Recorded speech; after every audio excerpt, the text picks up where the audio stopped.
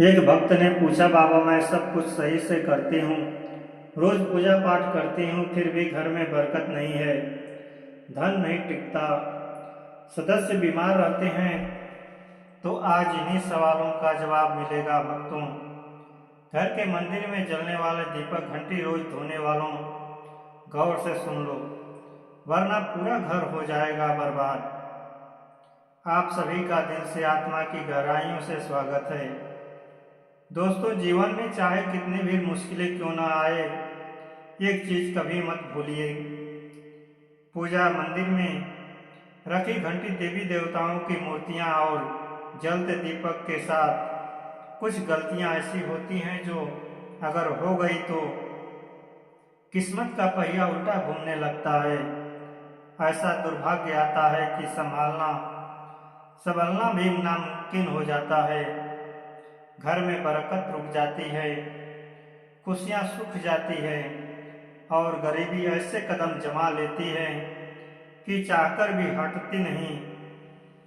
भक्तों, हो सकता है आप भी अनजाने में वही गलतियां कर रहे हो, इसलिए पैसा पास टिकता नहीं, घर में अशांति रहती है और सफलता बस दूर से हाथ हिलाती है।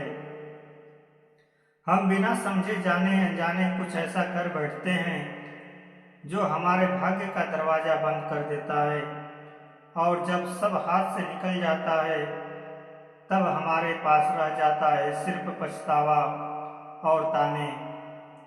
लेकिन घबराइए मत, आज इस वीडियो में हम आपको पूजा मंदिर से जुड़ी हुई रहस्यपूर्ण बातें बताएंगे, जिन्हें सुनकर आपका दिल खुद कहेगा, गुरुजी आपने तो मेरी सोई हुई किस्मत जगा दी। तो दोस्तों, इस वीडियो को अंत तक देखना, क्योंकि यह सिर्फ जानकारी नहीं, यह आपकी जिंदगी बदलने की कुंजी है। पूज्य गुरुजी ने कहा है, बहुत से लोग पवित्र वस्तुओं को धर्म का प्रतीक मानकर मंदिर में रख लेते हैं, लेकिन वही सबसे बड़ी गलती कर बैठते हैं। आज हम आपको विस्तार से बताएंगे पूजा मंदिर में कौन सी चीजें रखनी शुभ है और कौन सी अशुभ, दीपक कितने बजे जलाना चाहिए और जलाते समय कौन सा मंत्र बोलना चाहिए, घंटी कब बजानी है, सुबह या शाम और कितनी बार, शंख कब और कैसे बजाना चाहिए और बजाते समय किस मंत्र का जाप करना चाहिए, दीपक रोज धोना चाहिए या नहीं, मंदिर में कितनी मूर्तियां रखनी चाहिए और क्यों। यह 7-8 बातें छोटी लगती है, लेकिन इनका असर आपकी किस्मत पर सीधा पड़ता है। भक्तों, इस तरह की जानकारी आपको कहीं और नहीं मिलेगी, चाहे आप लाखों करोड़ों खर्च कर दें।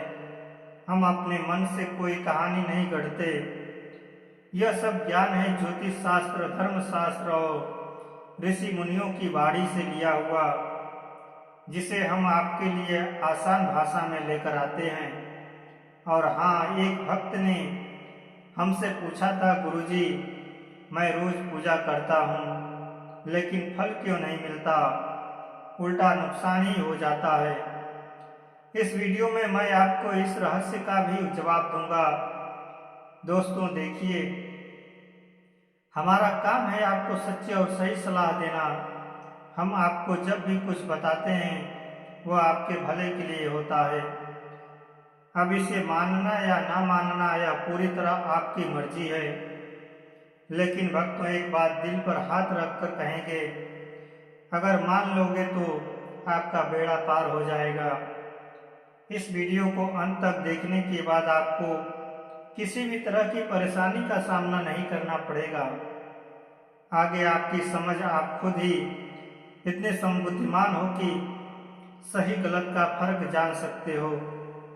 तो चलिए भक्तों, बिना समय गंवाए शुरू करते हैं आज का यह बेहद खास और जीवन बदलने वाला वीडियो। पूज्य गुरुजी कहते हैं, पूजा हमारे जीवन का अभिन्न हिस्सा है।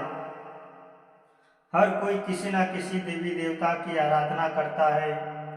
कोई माँ दुर्गा के चरणों में शीश झुकाता है, तो कोई भगवान विष्णु के नाम का स्मरण करता है, और हाँ, उनकी पूजा का फल भी मिलता है।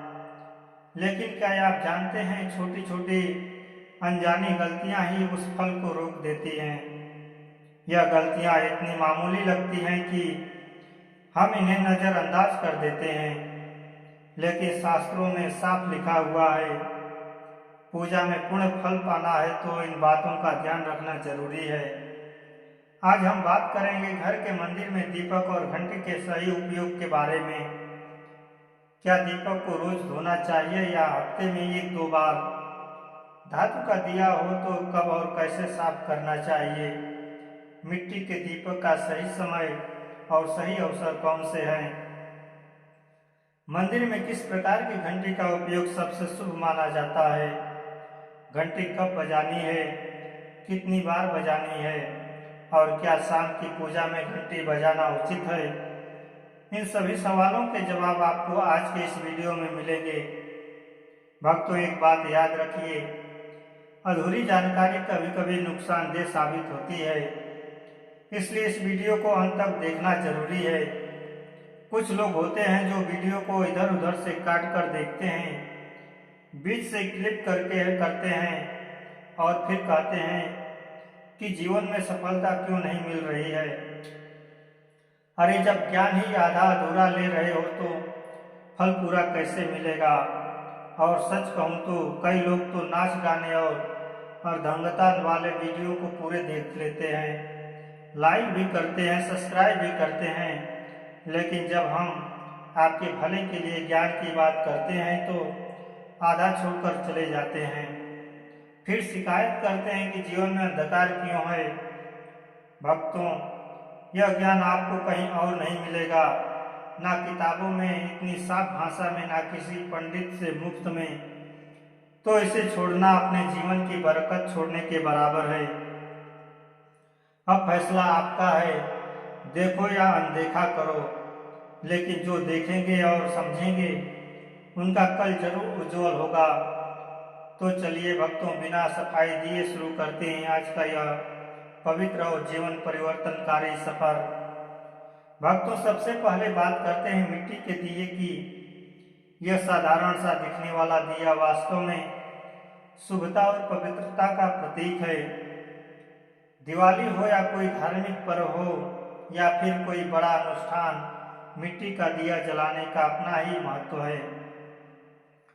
घर के मंदिर में या दरवाजे के पास जब इसे जलाया जाता है तो ऐसा लगता है मानो लक्ष्मी माता खुद आपके आंगन में प्रवेश कर रही हो।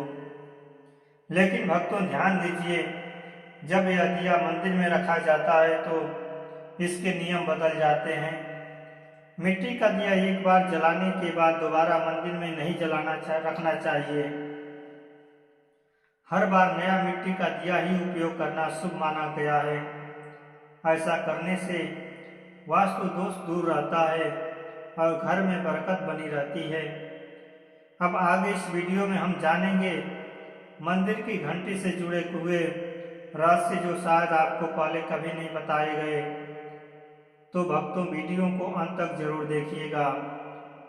और हाँ, एक छोटी सी विनती, अगर अभी तक आपने हमारे चैनल भक्ति गाथा संग्रह को सब्सक्राइब नहीं किया है तो प्लीज वीडियो को हमारे चैनल को सब्सक्राइब कर लीजिएगा। आपने देखा होगा कि लोग पीतल या तांबे के दिए इस्तेमाल करते हैं। यह न केवल सुंदर होते हैं बल्कि इनका धार्मिक महत्व भी अत्यंत गहरा है। लेकिन भक्तों, इन्हें सिर्फ जलाना काफी नहीं है, इनकी शुद्धि भी उतनी ही जरूरी है। इन्हें रोज धोकर खासकर गंगा जल से साफ करना चाहिए। गंगा जल से धोने पर दिया पवित्र हो जाता है और घर में सकारात्मक ऊर्जा चारों ओर फैल जाती है। अगर आप हफ्ते में केवल 1-2 बार इन्हें साफ करते हैं तो यह पूरी तरह से शुद्ध नहीं हो पाते, इसलिए इसे अपनी रोजाना की आदत बना लें। और अब आते हैं घर के मंदिर की घंटी पर। पीतल की घंटी की ध्वनि ऐसी होती है जो वातावरण की नकारात्मक ऊर्जा को तुरंत दूर कर देती है और सकारात्मक का प्रवाह बढ़ा देती है। लेकिन भक्तों, इसे कभी भी दक्षिण दिशा में न रखें, यह अशुभ माना जाता है। घंटी को हमेशा पूजा स्थल के पास या मंदिर के प्रवेश द्वार पर रखें। सबसे शुभ घंटी यह होती है जिस पर गरुड़ की नक्काशी हो, इसे गरुड़ घंटी कहते हैं और इसे अत्यंत पवित्र और फलदायक माना जाता है। अब सवाल आता है, घंटी कितनी बार बजानी चाहिए? भोग लगाते समय घंटी को 5 बार बजाएं। ऐसा करने से भगवान भोग को जल्दी स्वीकार करते हैं। पूजा के दौरान घंटी को जोर जोर से या लगातार नहीं बजाना चाहिए, सिर्फ 3 बार बजाना ही उचित है। घंटी को हमेशा दाहिने हाथ से बजाएं और इसका मुख पूजा स्थल की ओर होना चाहिए। याद रखिए, घंटी को सुबह की पूजा में ही बजाना शुभ माना गया है। शाम की पूजा में घंटी बजाने से बचना चाहिए, क्योंकि शास्त्रों में इसे उचित नहीं माना गया है। इन नियमों का पालन करने से आपका पूजा पाठ कई गुना अधिक फलदायक और प्रभावी हो जाता है। भक्तों, यह बातें छोटी लग सकती है, लेकिन इनका असर आपकी किस्मत पर गहरा पड़ता है। भक्तों, एक और बहुत ही महत्वपूर्ण बात जो अक्सर लोग नज़रअंदाज कर देते हैं, जब भी आप किसी मंदिर जाएं, खासकर घर के बाहर वाले मंदिर में, तो मंदिर में प्रवेश करते समय ही घंटी बजाएं। मंदिर में से बाहर निकलते समय घंटी बजाने की कोई आवश्यकता नहीं होती है। जब आप घंटी बजाते हैं तो यह सिर्फ आवाज़ नहीं होती, यह भगवान को दिया गया संकेत होता है। प्रभु के आपके द्वार पर आ चुका हूँ, प्रभु मैं आपके द्वार पर आ चुका हूँ, आपकी शरण में हूँ। एक बार घंटी बजाने का मतलब है कि आपने भगवान के दरबार में प्रवेश कर लिया है और पूजा आरंभ कर रहे हैं। 2 बार घंटी बजाने का अर्थ है कि आप अपनी प्रार्थना, अपने मन की बात सीधे भगवान को समक्ष रख रहे हैं। अब भक्तों, हम आपको कुछ ऐसी बातें बताने जा रहे हैं कि जिन्हें शायद आपको कोई न बताए, इसलिए इन बातों को ध्यान से सुनिए, क्योंकि यह आपके पूजा पाठ को भी अधिक फलदायी बना सकती है। लेकिन उससे पहले, अगर आपने अभी तक कमेंट बॉक्स में जय माता लक्ष्मी नहीं लिखा है तो जरूर लिख दीजिए। आपके यह शब्द हमें आशीर्वाद जैसे लगते हैं और जब आप वीडियो को लाइक करते हैं तो हमारा मनोबल बढ़ता है। यही उत्साह हमें आपके लिए और भी मूल्यवान और आध्यात्मिक जानकारी लाने की प्रेरणा देता है। अब आइए जानते हैं पूजा मंदिर के कुछ आवश्यक नियम। पूजा करते समय आपका मुख हमेशा पूर्व दिशा की ओर होना चाहिए। यह दिशा सबसे शुभ मानी जाती है, क्योंकि यहाँ से सूरज की पहली किरण आती है जो सकारात्मक ऊर्जा से भरी होती है। पश्चिम की ओर मुख करके ही भी पूजा की जा सकती है, लेकिन पूर्व दिशा का लाभ कई गुना अधिक है। घर की सीढ़ियों के पास पूजा घर बनाना अशुभ माना गया है, क्योंकि वहाँ नकारात्मक ऊर्जा का प्रवाह अधिक होता है। भगवान का आसन हमेशा आपके आसन से ऊंचा होना चाहिए। कम से कम 10 इंच ऊंचा भगवान की प्रतिमा को सीधे जमीन पर रखना अशुभ माना जाता है। ऊंचा आसन पूजा स्थल में सकारात्मकता और ऊर्जावान माहौल बनाए रखता है। पूजा करते समय हमेशा चटाई या आसन पर बैठे। यह न केवल आरामदायक है बल्कि ध्यान और श्रद्धा को भी स्थिर रखता है। ध्यान दें कि आपका आसन भगवान के आसन से ऊंचा न हो, इससे भगवान के प्रति आदर और विनम्रता बनी रहती है। पूजा घर में कभी भी सड़े या मुरझाए हुए फूल न रखें। मुरझाए फूल पूजा में अशुभ माने जाते हैं, क्योंकि वे नकारात्मक ऊर्जा को बढ़ाते हैं। हमेशा ताजे, सुगंधित और खिले हुए फूल ही भगवान को अर्पित करें। जब फूल मुरझाए जाए या काले पड़ जाए तो उन्हें सम्मानपूर्वक मिट्टी में दबा दें। इससे नकारात्मक ऊर्जा दूर होती है और आपके घर में पवित्रता बनी रहती है। भक्तों, एक और महत्वपूर्ण नियम, जिस कमरे में आप सोते हैं उसमें घर का मंदिर नहीं बनाना चाहिए। यदि परिस्थितियां के कारण आपको अपने सोने के कमरे में ही मंदिर रखना पड़े तो रात को मंदिर को ढक दें या उस पर पर्दा डाल दें। इससे रात के समय मंदिर से निकलने वाली ऊर्जा आपके विश्राम को प्रभावित नहीं करेगी। ऐसा करने से घर में शांति और आपकी पूजा में एकाग्रता बनी रहती है। अब एक और विशेष बात भक्तों, कभी भी काले कपड़े पहनकर पूजा ना करें।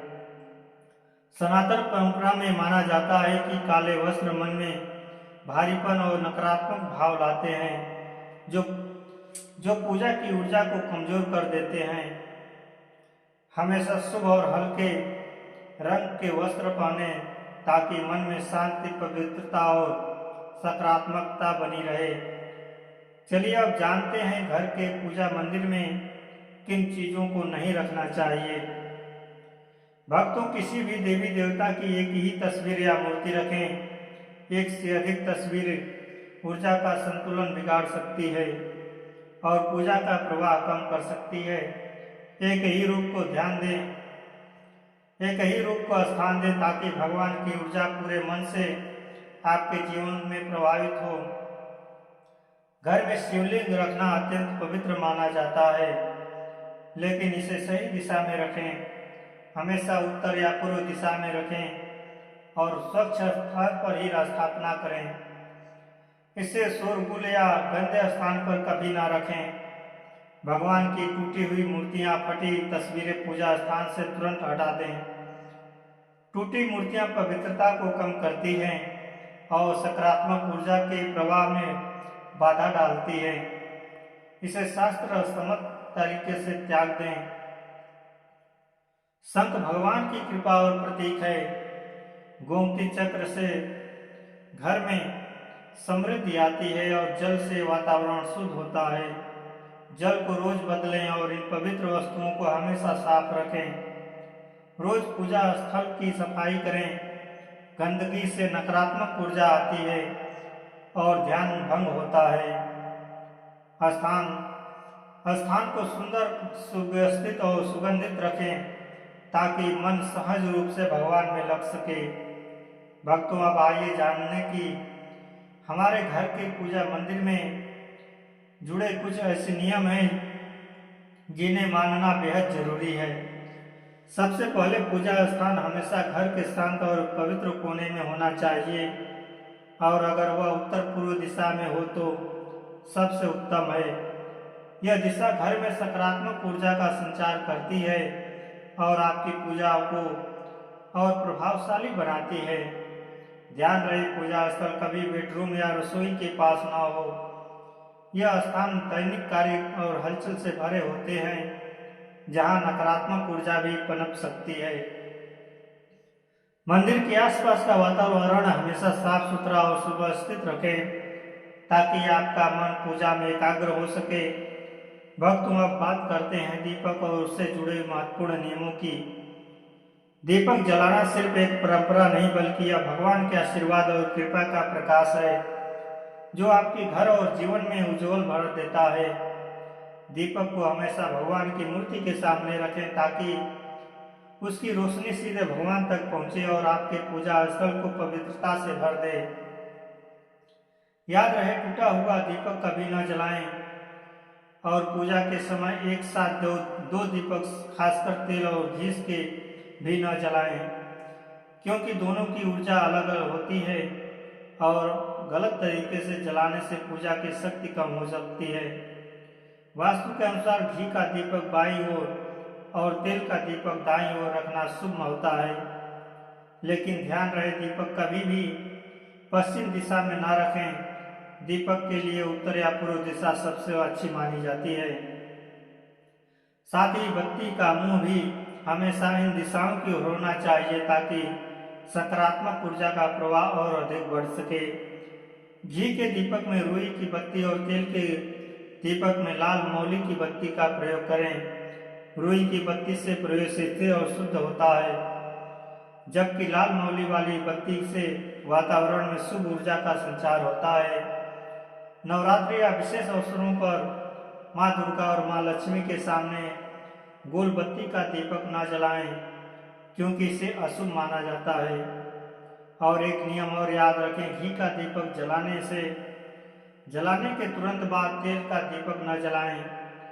इनके बीच थोड़ा अंतर रखें ताकि वातावरण में संतुलन या पवित्रता बनी रहे। इन छोटे छोटे नियमों का पालन न सिर्फ आपके घर में शांति और समृद्धि बनाए रखेगा, बल्कि आपकी पूजा को भी अधिक फलदायी बना देगा। भक्तों, अब छठी बात ध्यान से सुनिए। दीपक हमेशा उसी समय जलाना चाहिए जब भगवान जाग रहे हो, जैसे सुबह के शांत और पवित्र समय में जब पहली किरण धरती को छूती है, उस समय पूजा करते हुए दीपक जलाएं। फिर शाम को आरती के समय जब दिन की थकान ढल रही हो और वातावरण शांत हो रहा हो, उस समय का दीपक वातावरण को और भी पवित्र कर देता है। यह दोनों समय सिर्फ पूजा के लिए ही नहीं, बल्कि ध्यान और आध्यात्मिक ऊर्जा को महसूस करने के लिए ही सर्वश्रेष्ठ होते हैं। इन पलों में दीपक जलाने से घर में सकारात्मक ऊर्जा का प्रभाव बढ़ता है और आपका मन भी निर्मल होता है।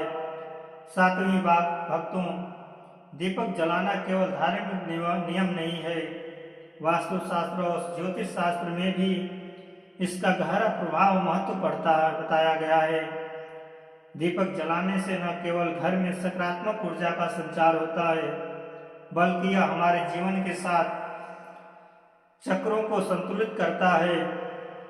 यह नकारात्मक को दूर करके वातावरण को शुद्ध करता है और आपके मन को शांति प्रदान करता है। दीपक की हल्की स्थिर लो मानो भगवान का आशीर्वाद आपके जीवन को रोशन कर रही हो। इसलिए भक्तों, जब भी आप दीपक जलाएं, ऊपर बताए गए सभी नियमों का पालन जरूर करें। यह नियम आपके जीवन में भगवान की कृपा को अस्थायी बनाएंगे और घर में सकारात्मकता का प्रवाह निरंतर बनाए रखेंगे। प्रिय भक्तों, अगर आपको यह ज्ञान और अनुभव अच्छा लगा हो तो कमेंट में जरूर बताएं। अगर आप माता लक्ष्मी के सच्चे भक्त हैं, उनका प्रेम, आशीर्वाद और सदा आपके घर में वास करते हैं, तो इस वीडियो को दिल से लाइक करें, हमारे चैनल को सब्सक्राइब करें और कमेंट में जय लक्ष्मी माता जरूर लिखें। याद रखें, यह बातें जन रुचि को ध्यान में रखते हुए साझा की गई है। ज्योतिष और धर्म के उपाय अपनी आस्था और विश्वास के साथ अपनाएं। हमारा उद्देश्य आपको सही दिशा और बेहतर सलाह देना है, कोई दावा नहीं करनी। दोस्तों, अगर यह वीडियो आपको पसंद आया है तो इसे जरूर लाइक और सब्सक्राइब करें। धन्यवाद और माता लक्ष्मी की कृपा सदा आप पर बनी रहे। जय श्री कृष्णा, राधे राधे।